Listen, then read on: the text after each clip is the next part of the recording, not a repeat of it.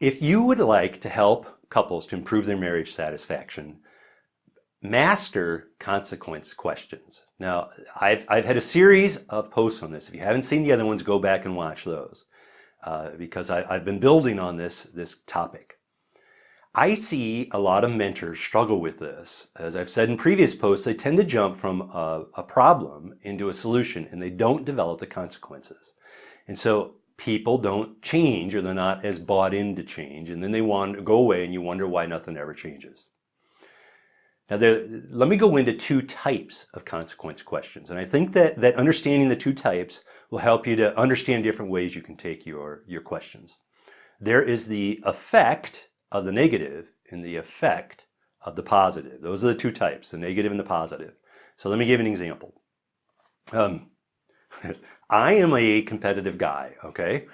I like to win and I like to debate things. I like to argue with people, sometimes when I don't need to, and it's actually been a bad habit of mine. It's taken me a long time to realize that. But so I would get into an argument with Michelle. To me, it's just kind of fun.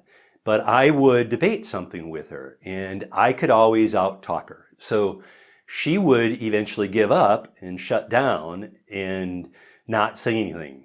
And so I'd feel like I won. And she would just feel like she was dismissed and I didn't listen to her. And this went on for a number of years and it was destroying our relationship. I didn't recognize it at the time because I felt good about winning.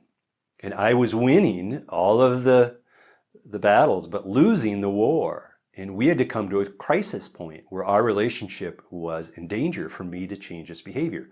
I thought it was just her. Actually, I was the one that was part of the problem. So if you would have come up and asked me, say, a question of, Phil, are you, hurting Michelle? I would have said, no, I'm not hurting Michelle. I'm just telling you what I think. I don't have a problem. Totally unaware.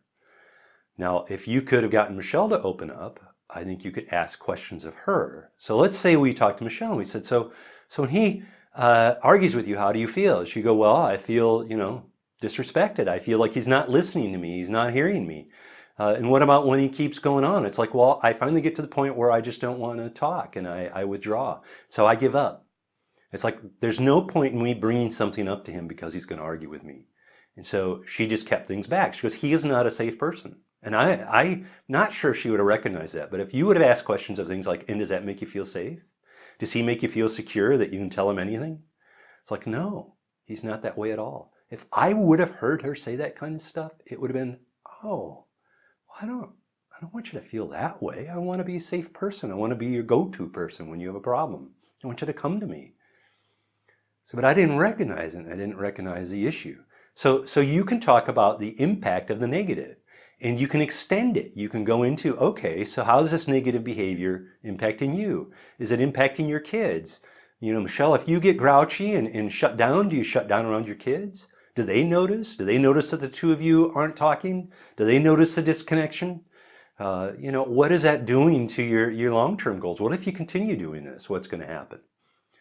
You can ask all kinds of impact questions, consequence questions around what's going to happen to the negative. Now, the second one is what is the effect of the positive? So let's say you make a change. How is that going to benefit you? So let's say you said, Michelle, what if Phil would just listen to you and validate you? Well, that would be great. I would love it. And even if he disagreed with you later, well, if I felt he was listening to me, that would be okay. I guess it depends how he disagrees. And you could talk about that.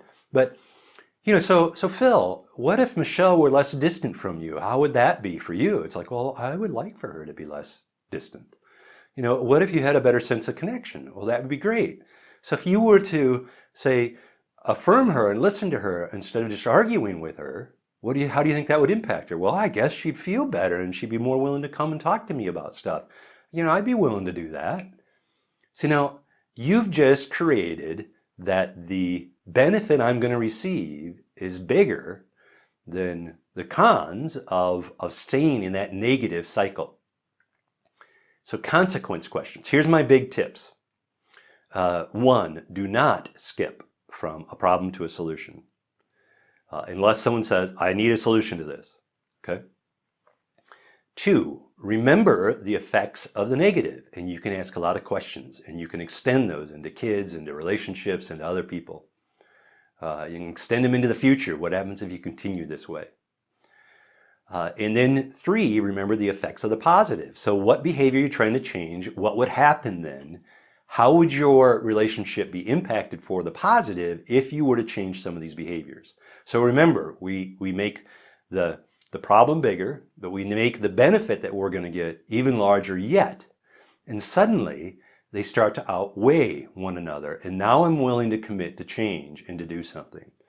So think through the 2 different types of consequences, the negative consequence and the positive consequence. And when you're meeting with a couple, think about questions on both sides of that.